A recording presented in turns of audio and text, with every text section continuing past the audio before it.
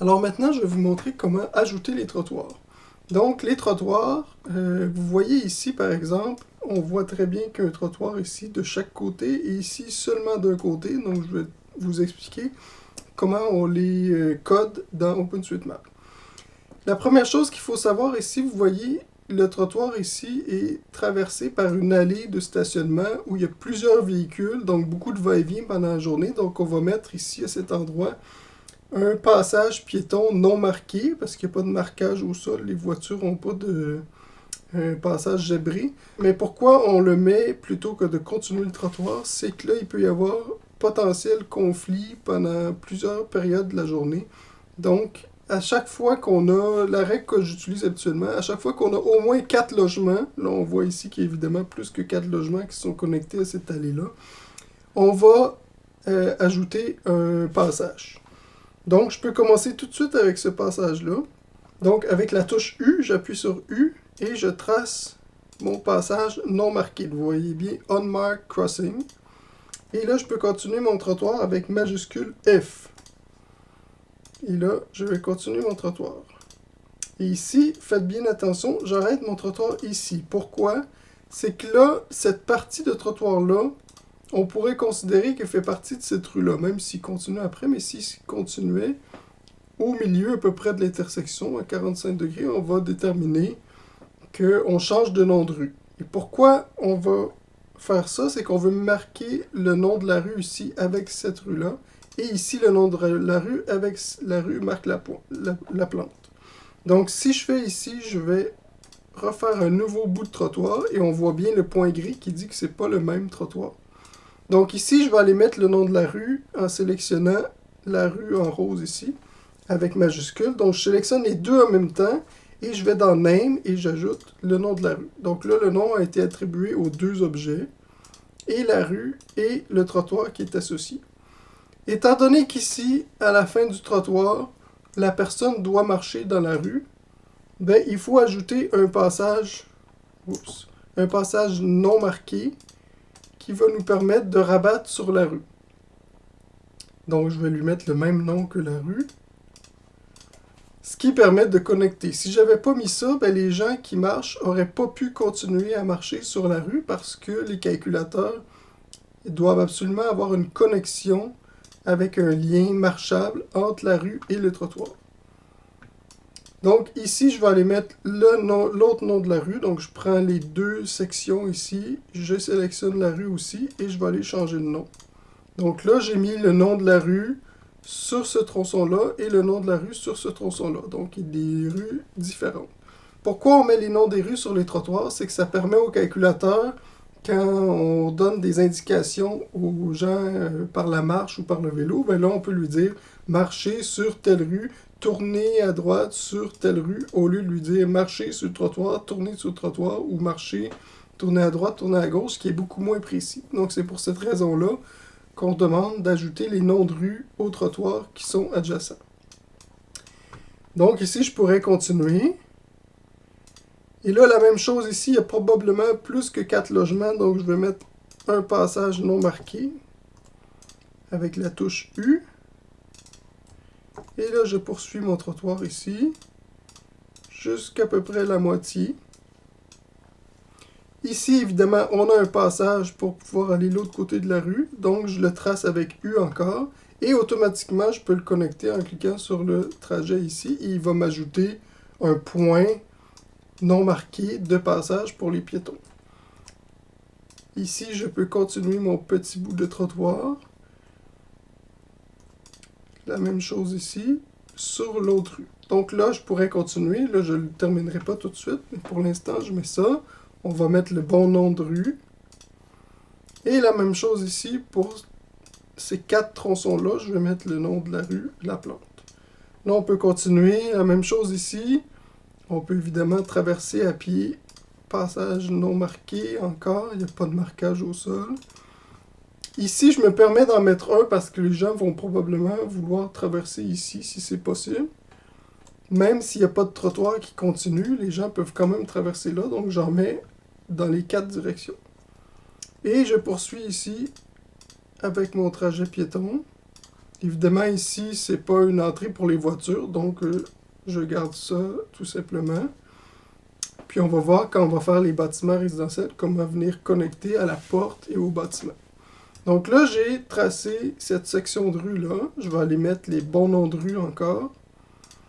Je choisis aussi, il ne faut pas oublier de nommer les tronçons dans la même direction que la rue.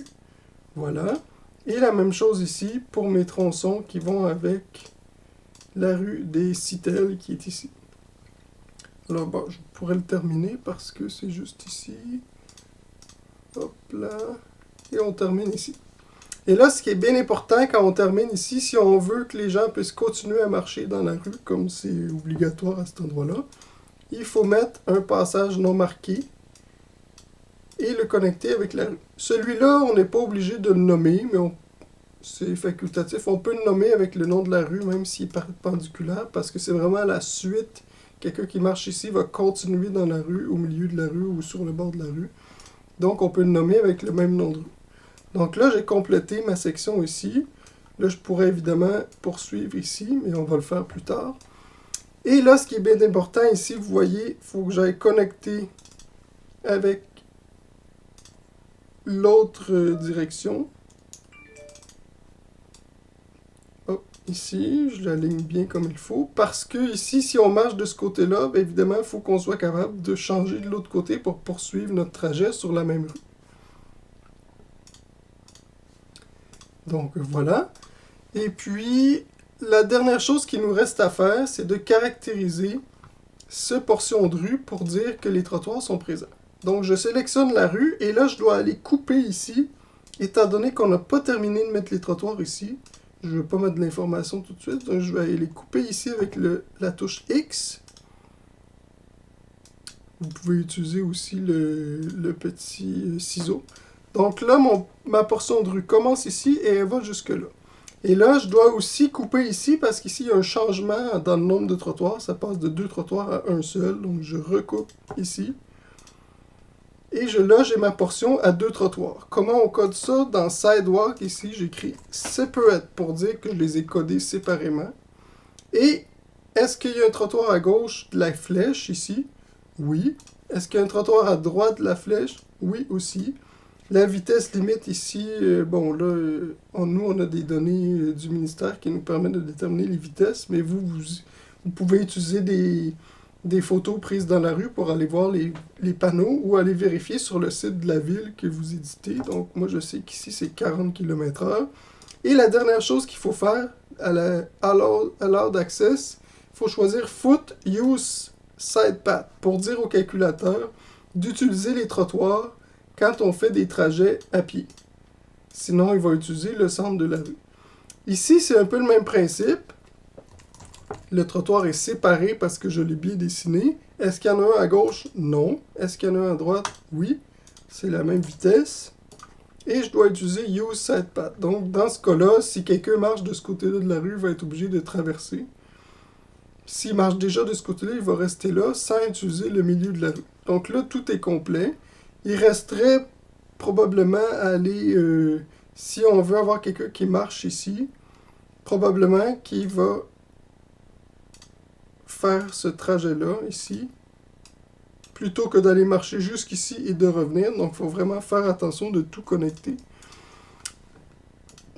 Ici, je sépare, parce que c'est pas le même nom de rue. Je prends ici le tronçon là, je mets le nom de la rue, et je prends ce tronçon avec cette rue qui est dans la même direction. Donc là, tout est complet. Si quelqu'un arrive ici à pied, il n'y a pas de trottoir, il marche dans la rue, il tourne ici, il traverse la rue, et là, il peut prendre le trottoir de l'autre côté. Bon, évidemment qu'en pratique, il y a certaines personnes qui vont pas nécessairement changer de côté de rue, mais normalement, s'il y a un trottoir d'un côté, on demande aux gens de l'utiliser. Donc, les calculateurs de chemin vont forcer le piéton à aller du côté de la rue où il y a un trottoir. Donc, voilà. Et là, je pourrais continuer comme ça avec les trottoirs. Il y en a un seulement à droite. Et là, je compléterai exactement de la même façon. Donc, vous voyez comment on a complété ce segment-là. Et là, la rue est complète. On a l'information sur les trottoirs. On a les panneaux d'arrêt. On a la vitesse. Tous les trottoirs sont codés avec les traverses. Tout est complet. Donc là, on peut sauvegarder ceci. Donc on dit add sidewalks plus road attributes. Les road attributes, c'est les attributs de la rue, donc pour dire la vitesse et la présence ou non de trottoir. Et là, je peux compléter. Alors maintenant, si on poursuit pour vous montrer un peu, ici on avait ajouté une traverse piétonne non marquée. Ici, on va voir qu'on n'en ajoute pas parce que ça, c'est des logements, des unifamiliales, ou même s'il y avait 2 ou 3 logements, on pourrait les laisser direct. Donc ici, si je continue le trottoir, on essaie de suivre bien le centre. Évidemment, c'est comme les rues, on code au centre du trottoir.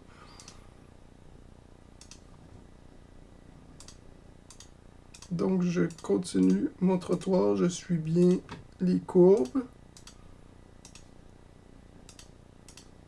Le plus précisément possible. Et je vais jusqu'ici, où je vais mettre mes passages comme on l'a vu. C'est la même chose que tout à l'heure.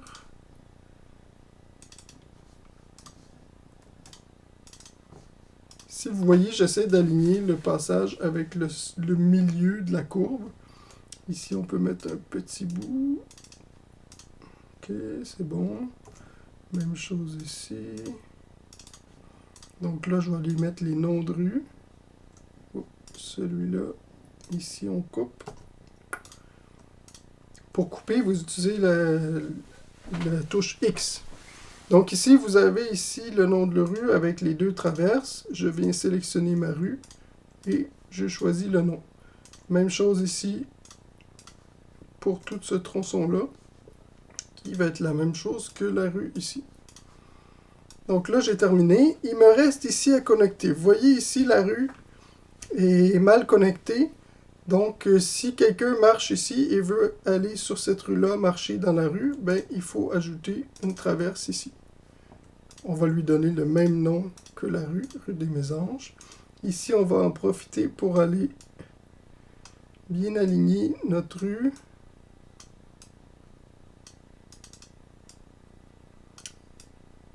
Ici, un truc, là, si vous ne voulez pas perdre trop de temps, vous pouvez simplement séparer la rue ici, faire X, effacer le reste. Là, on s'aligne bien ici. Et je prends la touche A pour compléter la rue. Et là, je peux y aller directement, donc je gagne du temps. Ça va un peu plus vite que si je bouge chacun des points. Et là, regardez bien, comme j'avais dit tout à l'heure, il faut éviter d'un grand angle comme ça. Donc ici, les gens peuvent tourner à droite ou à gauche. Et étant donné qu'il y a de la place pour tourner, on veut éviter les pénalités au virage. Donc on va ramener perpendiculaire ici. Donc voilà, ici le nom de la rue, c'est le même nom de rue, c'est juste une excroissance. On peut poursuivre aussi le trottoir, le petit bout qu'il y a ici. Évidemment, ça prend des traverses, comme tout à l'heure. Et là, je pense que c'est pas mal complet. On va aller mettre les noms de rue. Ici, c'est tout le même nom de rue parce que la rue ne change pas. Ici, il y a un trottoir seulement d'un côté, donc je vais aller mettre Separate, comme on avait vu. Là, il est à gauche de la flèche, donc Separate à gauche, rien à droite. La vitesse, c'est la même chose. Et Use Side Path. Donc là, c'est complet. Ici, on va aller mettre un X pour séparer ce tronçon de rue du reste. Là, ici, il est complété, donc je mets Separate aussi. Et là, il est à droite. 40. Et je vais aller compléter Use Side Path. Donc là, vous voyez, tout est complet ici. Et je n'ai pas mis, à chaque fois qu'il y a une entrée de garage, je n'ai pas mis de passage non marqué parce qu'il y a probablement 1 ou 2 voitures qui vont passer là à chaque jour. Donc, il y a vraiment un conflit. C'est pour cette raison-là qu'on ne met pas un passage. Sinon, ce serait très long. Et ça ne nous donnera pas beaucoup d'informations. Pourquoi on met des passages? C'est que quand on veut étudier les trajets piétons, c'est qu'on veut savoir le pourcentage du temps où le piéton est vulnérable. Donc, quand on marche ici sur la rue, la portion qu'on traverse la rue, le piéton est vulnérable. La portion ici où il y a beaucoup de logements, au moins 4, Il est vulnérable aussi, des voitures peuvent venir, donc il y a un risque d'accident. Mais il est très peu vulnérable à des entrées de garage comme celle-là, étant donné que la probabilité que quelqu'un sorte est beaucoup plus faible pendant la journée. Donc, et aussi, on veut simplifier, qu'il n'y ait pas des passages partout et que ça nous donne des informations qui sont exagérées.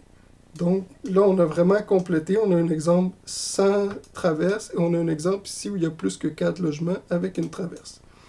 Donc ici, par exemple, on mettrait une traverse parce qu'il y a plus que 4 logements. Et tout ce qui est commercial et industriel, on met toujours une traverse parce qu'il peut y avoir des clients pendant toutes les journées qui viennent travailler, qui viennent acheter dans les commerces. Il peut y avoir des travailleurs qui vont travailler dans les industries, dans les commerces aussi. Tous les lieux publics importants, bibliothèques, parcs et tout ça, évidemment, on va mettre une traverse parce qu'il y a plus de véhicules, donc plus de probabilité de conflit avec les piétons. Donc là, on a complété vraiment cette partie-là. Il nous resterait à réaligner cette rue, puis à compléter les trottoirs. Alors, il nous reste une dernière chose à voir pour les trottoirs pour l'instant. Ça ne veut pas dire qu'on ne rajoutera pas d'informations plus tard. Mais ici, il nous reste les passages marqués. Donc, c'est exactement la même chose que passage non marqué avec U. Mais là, à la place, on utilise la lettre K. Donc, si j'appuie sur K, vous voyez ici, Marked. Donc, ça nous dit que c'est un passage marqué. Et là, je peux le poursuivre avec majuscule F. Jusqu'ici, je fais la même chose ici avec le passage marqué. Connect the feature. La même chose pour celui-là. Et j'attache mes petits bouts de trottoir qui manquent ici. Ici, on va aller mettre un passage non marqué pour poursuivre aux 4 coins de la rue. Parce qu'il y a des gens qui vont vouloir probablement marcher comme ça. Si on part d'ici et qu'on veut s'en aller sur cette rue-là, on va probablement traverser ici au lieu de faire le détour par le passage marqué. Et là, c'est complet ici, il n'y a pas de problème, tout est connecté. Et voilà. Donc ici, j'ai fait le bout. Je vais aller rajouter les noms de rues, comme on l'a fait depuis le début, avec cette rue. Et celle-là ici, avec les 2 traverses. Et la section ici de trottoir. Voilà, c'est complété. Et là, je peux sauvegarder. Add work, c'est parfait. Je sauvegarde.